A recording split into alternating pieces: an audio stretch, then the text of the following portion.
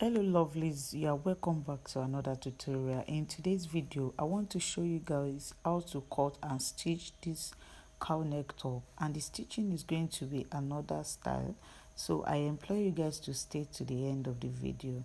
Thank you guys. Let's get started. So I always advise people to use this kind of material, either chiffon or material that is like a dropping material, so that the cowl neck will show very well. So I have this crepe material, but it looks like silk. First thing I'm going to do is to take out measurement of the bigger part. So I will use the hips as the bigger part of the top. So the hips is 46. So 46 divided by 4, we have 11.5. So I'm just going to add 2 inches with 11.5 and use it to take out so I'm trying to fold it to one side so that I can manage the material. I don't want the material to waste. So by the time I fold it, I'll measure the length of the top, which is 23. So, and I'll cross check if it is correct for the sides, then cut it out.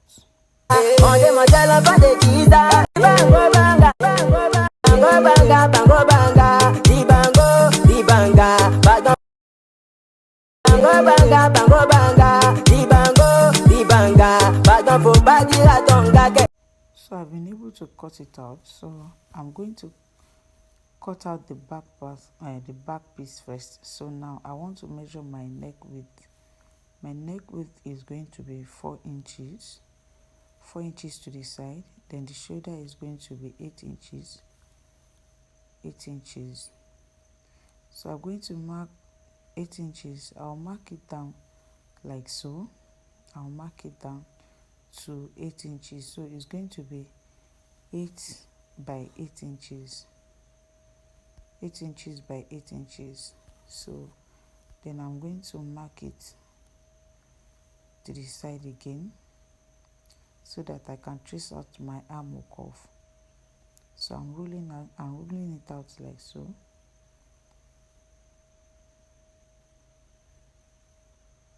So next thing is to determine my armhole cuff. So I'm going to measure 1.5 from that angle. I'll measure, then I will determine the midpoint, which is 4, then cuff it down to the 1.5. So next thing is to take my bust measurement. The bust point is 11 inches, then the waistline is 17 inches. So the bust measurement is 40 divided by 4, that is 10 plus 2 inches. Then my waist is 36 divided by 4, we have 9 plus 2 inches. Then I'll come down to the hemline, that is 46. 46 plus 2 inches. 46 divided by 4, that is 11.5 plus 2 inches. Then I will go down to the hemline and come up by 1 inches. I'll come up from the hemline by 1 inches at the side of the dress so that I can mark out my cuff like so. So I've connected it with the down part of the dress. So next thing is to determine my shoulder slope, which is going to be 1 for this top.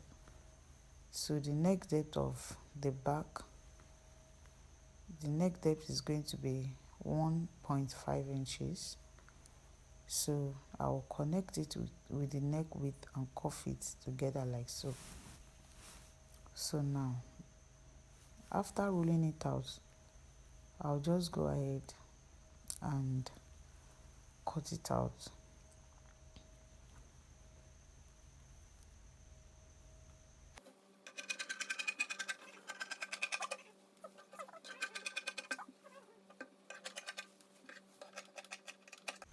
So this is what the back piece look like.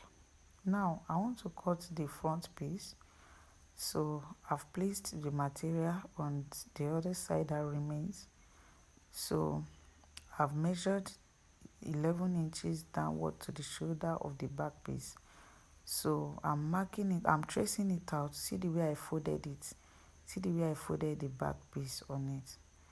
So I'm tracing it out. I've chalked it round. So I measured 12. You can go down as much as 15. It depends on how you want the cowl neck to come down, but for this I don't want it to come down too much. So I'm just going to mark it straight up like so. You can mark it so that you not have this kind of shape. This is going to be the part 1 of our cowl neck. I'm still going to do another example of this. So I left 12 inches at the upper part, so I've been able to mark it out. Then I marked the shoulder of the top.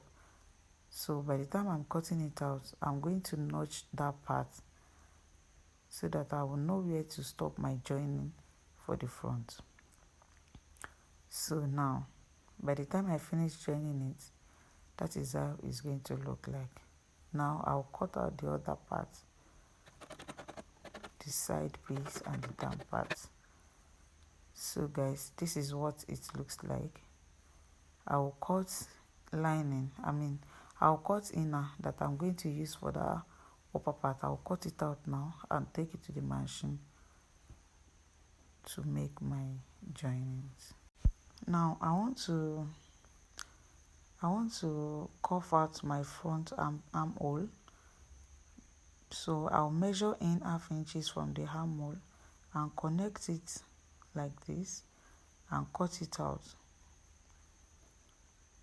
just the front piece. So now I will create a hole like an oval shape at the back of the top because I'm not going to use zip. So I'm just going to use material to turn it in at the back and make button holes so that it will be easier for me to wear. So this is what the back piece looks like. So now I'm cutting the inner for the front. So I've been able to join it. I joined the inner to the front piece. Then I left the shoulder. I did not turn in the shoulder of the front. So now I'm going to use hemming gum. I'll put it inside of the inner and iron it together to give it a proper finishing.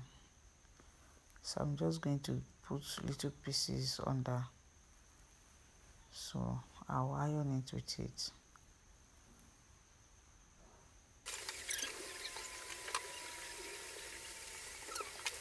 So next thing is to go and turn in the back and put button hole. Then after that I will join the two together at the shoulder. So guys, if you have watched the video up to this extent, I want to say thank you. So if you have any comment or you have any question, just drop it in the comment section. I'm going to respond to everything. So guys, you need to pay attention to this part because we are not going to be joining it like the normal way we used to join it. I want to show you another way of stitching our material to be neat. So now guys, I've been able to do the back very well. I've done the turning. So now I want to show you how to stitch it. You can use this stitching as ready to wear stitch. So now I'm stitching it to the right side on the shoulder.